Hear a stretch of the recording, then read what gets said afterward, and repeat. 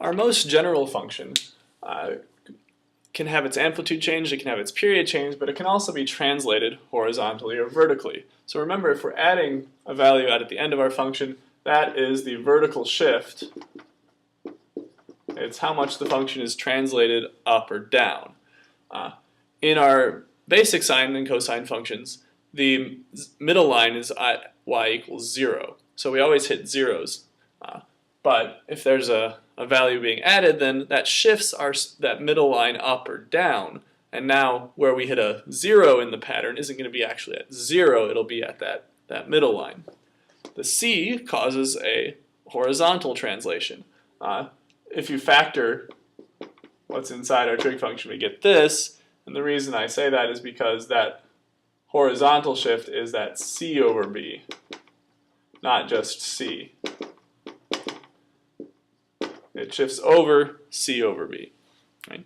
Now that makes it a little bit more, that makes the numbers a little bit less nice when you're figuring out the quarter of the way points through the period, because we're not just going from 0 to something anymore. But it's still doable.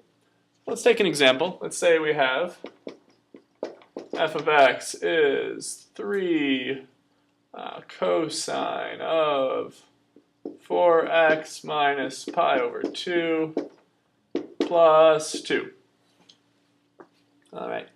With graphing sine and cosine functions and tangents and cotangents and whatnot, the real trick is just setting up your axes. Once you set up your axes, you can just plug in those points following our pattern and draw the line. It's really simple. But setting up the axes can take a while. This plus 2 means we're translated up 2, which means our middle line is going to be at y equals 2 instead of at 0. I like to draw a dashed line there. Just helps me keep an eye on it. You don't have to do that, but I find it helpful. 3 is our amplitude. That means we're going to go up 3 from that middle line and down 3 from that middle line. So we need to go down 3 to -1. We need to go up 3 to, oh, I cannot make lines equally spaced. We need to go up 3 to y equals 5. Okay. Our period is still 2 pi over b, which in this case is pi over 2. And our horizontal shift is c over b, which is pi over 2 over 4, or pi over 8. So we're going to start at x equals pi over 8. And our period is pi over 2 long. So pi over 8, that's pi over 4, 3 pi over 8, 4 pi over 8, 5 pi over 8. And pi over 2 plus pi over 8 is pi over 2 plus pi over 8. Pi over 2 is 4 pi over 8, so that's 5 pi over 8, and that's where our period is going to end. Pi over 8, 3, or 2, 3, 4, 5 pi over 8.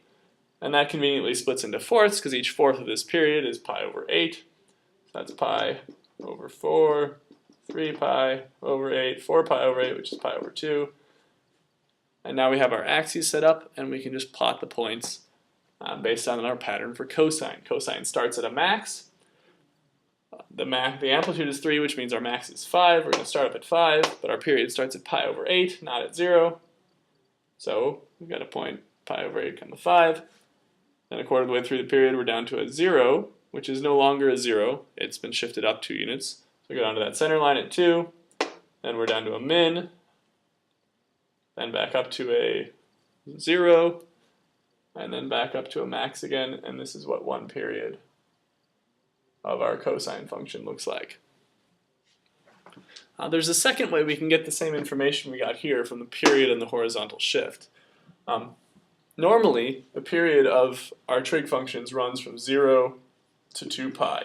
An untransformed function will run from 0 to 2 pi. So we can figure out where the period starts and ends by setting what's inside our trig function equal to 0 and equal to 2 pi.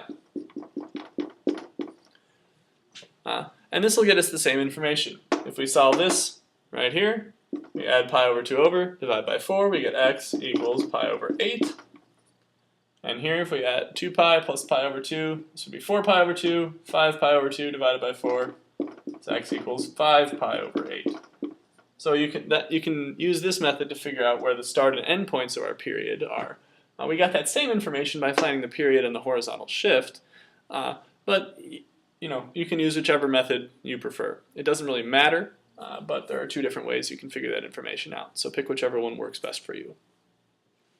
Just want to do one more example that has one little wrinkle in it. If we look at this sine function, we can start off and start getting the information we need to graph. Our vertical shift is -1, so we need to start down at -1. Our amplitude, even though this is a -4, the amplitude is always positive, so we still say the amplitude is 4, so we need to go up 4, up to +3, we need to go down 4, 2, 3, 4, 5, down to -5. Our period, actually I do it the other way. Say 1/3 x plus pi over 2 equals 0. We subtract pi over 2 and multiply by 3 and get x equals -3 pi over 2. That's where our period is going to start. And if we set 1/3 x plus pi over 2 equal to 2 pi, we get x equals, let's see, 2 pi minus pi over 2 is 3 pi over 2 times 3. We get that x is 9 pi over 2. So those are going to be the starting and ending points of our period. So go minus pi over 2, minus 2 pi over 2, minus 3 pi over 2, and I'm off the screen. There we go.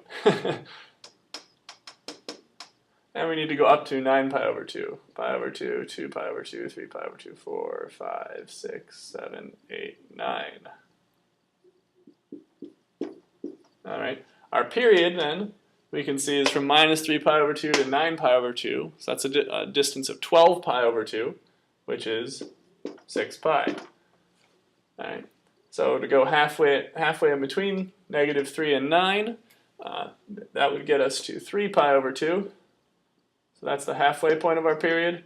Then 0 is the quarter of the way point, and 6 pi over 2, which is 3 pi, is the 3/4 point. And from there, I didn't draw on my dashed line. From there we can graph our function by analogy.